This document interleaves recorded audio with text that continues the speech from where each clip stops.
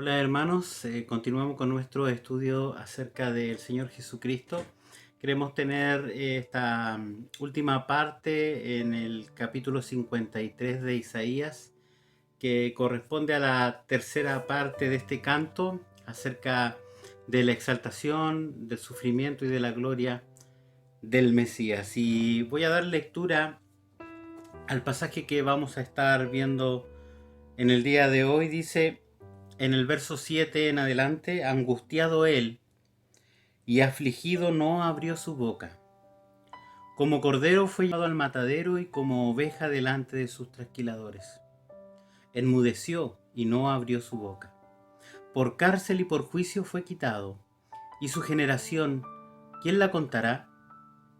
Porque fue cortado de la tierra de los vivientes, y por la rebelión de mi pueblo fue herido. Y se dispuso con los impíos su sepultura, mas con los ricos fue en su muerte, aunque nunca hizo maldad, ni hubo engaño en su boca. El Mesías ha enfrentado el sufrimiento producto de la voluntad de Dios. Dios ha cargado sobre él el pecado de todos nosotros. Eso lo dice el pasaje inmediato anterior. Pero esta porción queremos enfocarla a qué ocurre visto desde los hombres. Es una vista desde nosotros, la humanidad, cómo vemos a este Mesías. Y para nosotros es un trágico fracaso. Un hombre que viniera enviado de Dios, que predicara en las calles, que hiciera muchos milagros, que hiciera milagros sobrenaturales grandísimos, como resucitar muertos, como detener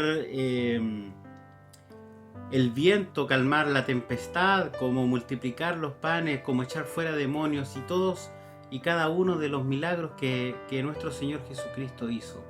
Y cuando estaban en la cruz, muchos le enrostraban, burlándose de él, diciendo: bueno, este no salvó a otros, bueno, sálvese ahora a sí mismo.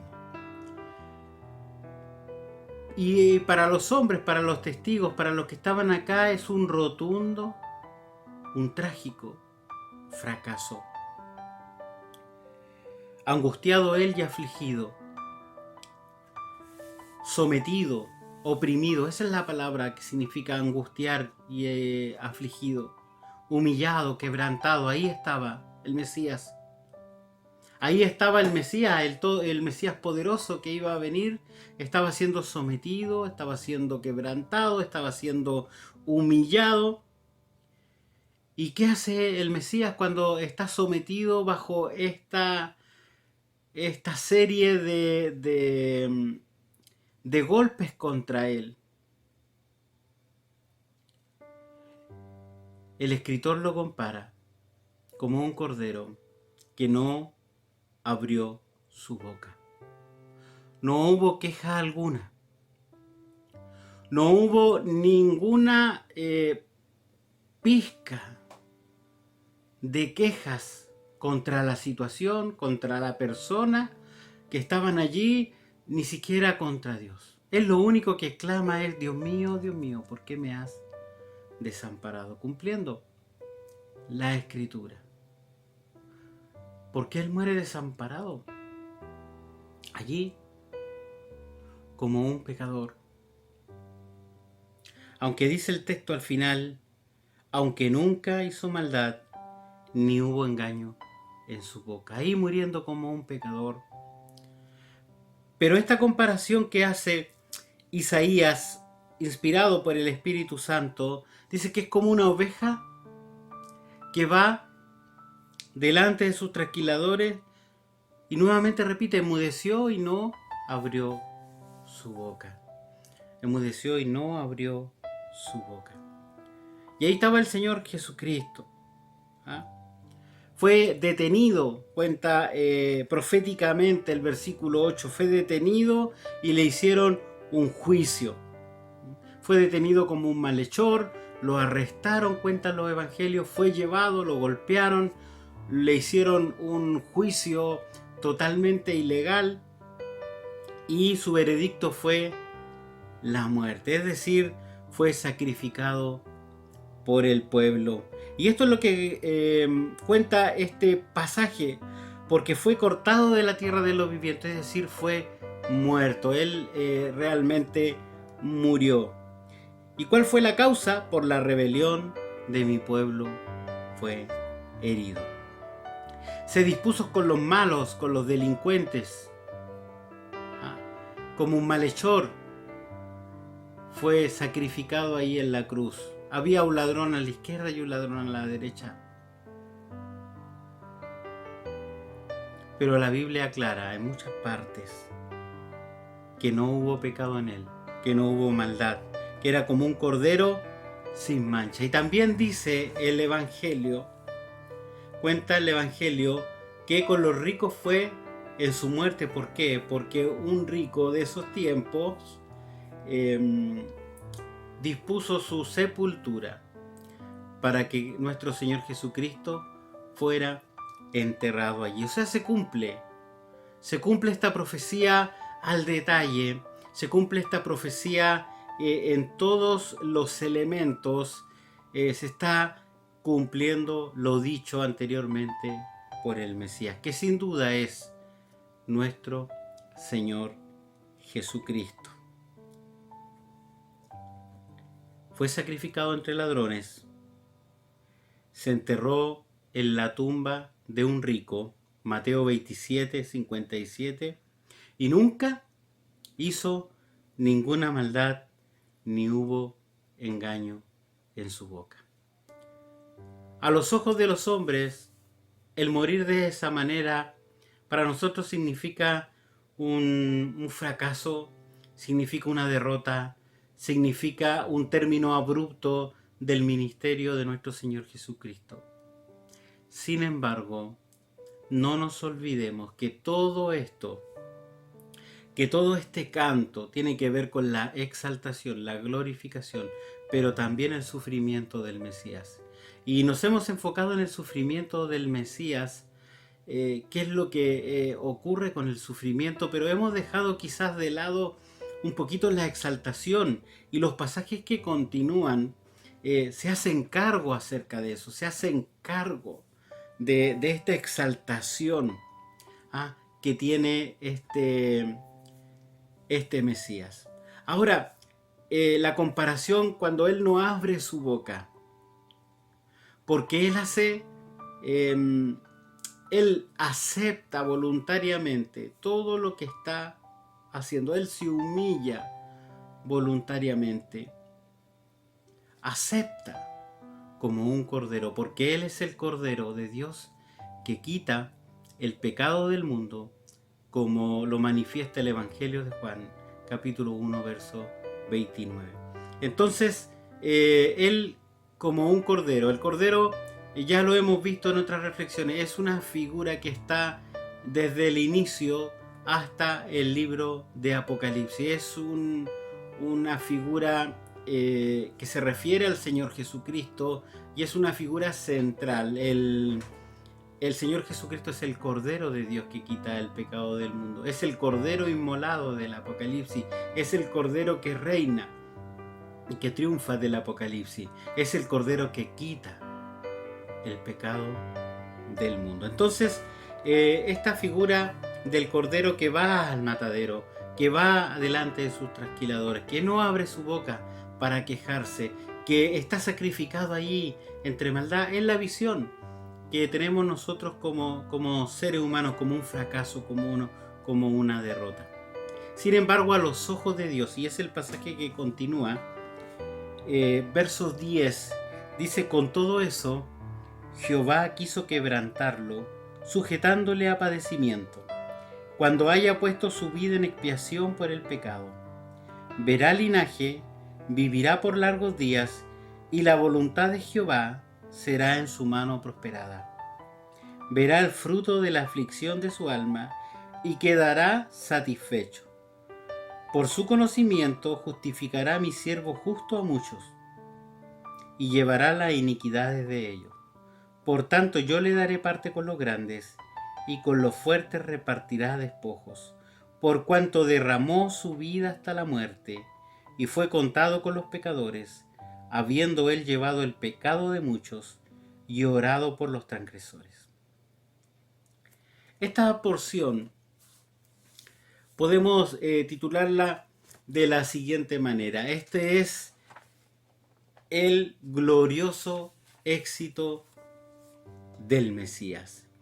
Y este éxito no tiene otra cosa que es la voluntad de Dios ejecutándose. No es nada más que eso, es la voluntad de Dios ejecutándose. Mire cómo empieza el versículo 10. Con todo eso Jehová quiso quebrantarlo. El Mesías estaba sufriendo lo que sufrió porque Dios así lo permitió, porque Dios así lo diseñó, porque Dios así lo quiso, que el Mesías tenía que pasar ese sufrimiento para que tenga que ser exaltado. Pero ese sufrimiento, en esa muerte, Él iba a hacer varias cosas. Él iba a cargar el pecado de todos nosotros, como lo relata el pasaje acá, puso su vida en expiación. También dice que Él justificará a muchos. ¿Ah? Mi siervo justo justificará a muchos. Y también dice, llevará las iniquidades de ellos. Él estaba muriendo ahí. Él estaba muriendo ahí. Por la voluntad de Dios. Estaba muriendo. Dios estaba sacrificando a su Hijo en la cruz. Dios estaba con Cristo reconciliando consigo al mundo, como dice 2 de Corintios capítulo 5. Reconciliando consigo al mundo a través de este sacrificio. Dios lo estaba quebrantando, lo estaba humillando hasta la muerte. Y muerte de cruz. ¿Pero qué va a hacer el Mesías? Bueno, el Mesías, después de poner su vida, después de llevar el pecado de muchos, después de justificar a través de su muerte, Él va a ver el fruto de su aflicción.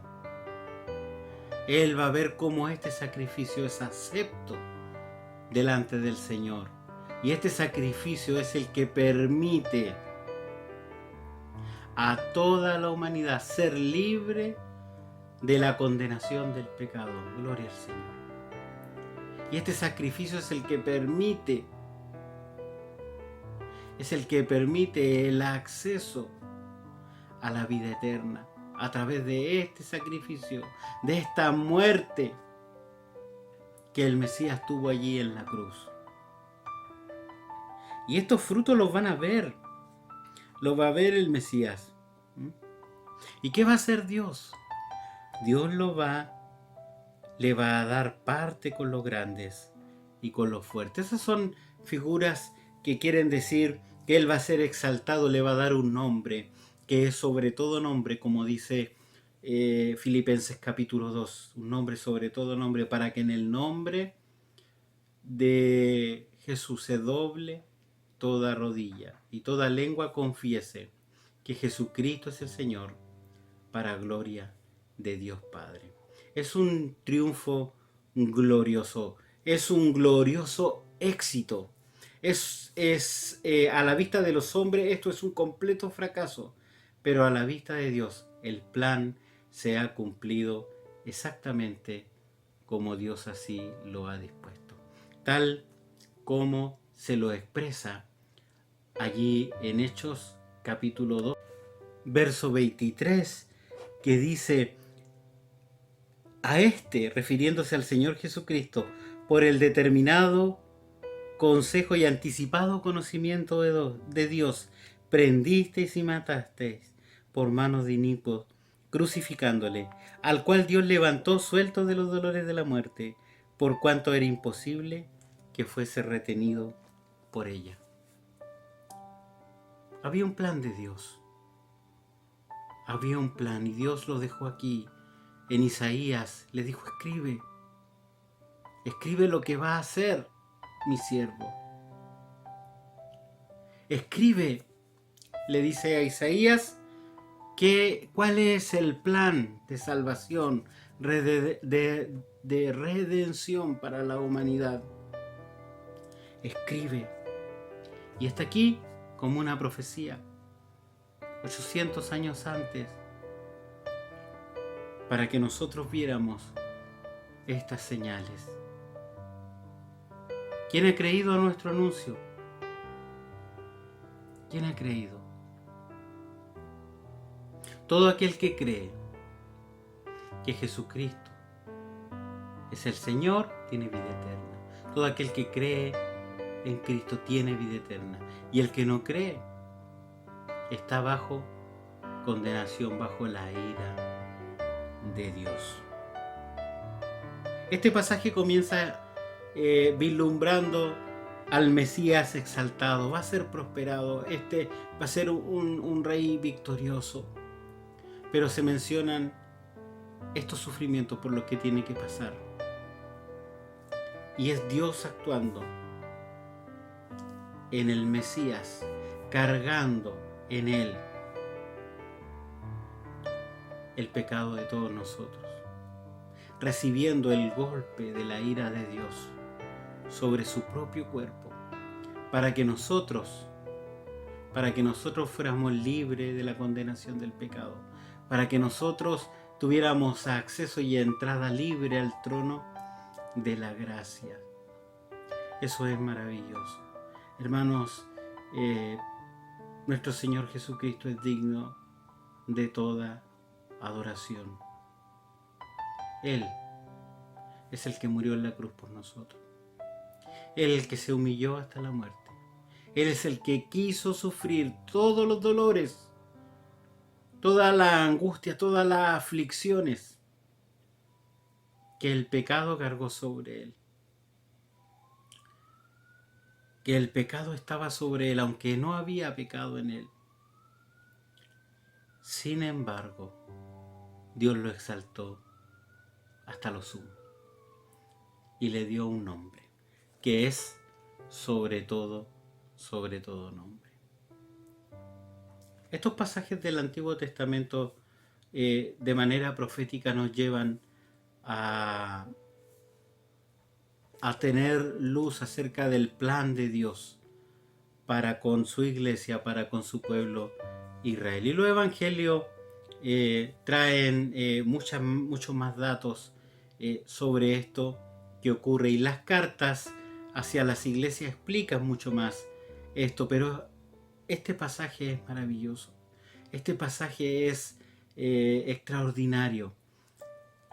La exactitud, y no hay duda alguna que se refiere al Mesías, al Rey de Gloria, a nuestro Señor Jesucristo, a nuestro Señor Jesucristo. Como desafío para esta semana, el sacrificio de Cristo nos ha hecho libre para vivir vidas que agraden a Dios. Él está sentado a la diestra de Dios Padre, intercediendo por nosotros. Él ha sido exaltado y Él va a regresar por su pueblo, por su iglesia. Mientras regresa, Él ha dado una orden a su iglesia de ir y predicar, de anunciar esto que nosotros hemos leído, que emociona nuestras vidas, y así puede emocionar y transformar la vida de aquellos que escuchan. Hermano, el desafío: predicar las grandezas de Cristo, adorar a Cristo por lo que Él ha hecho. Él ha transformado mi vida, ha transformado tu vida. Él te ha libertado de la condenación del pecado. Cuéntale a otro, cuéntale a los que sufren que hay esperanza. Cuéntales la buena noticia acerca del Señor Jesucristo.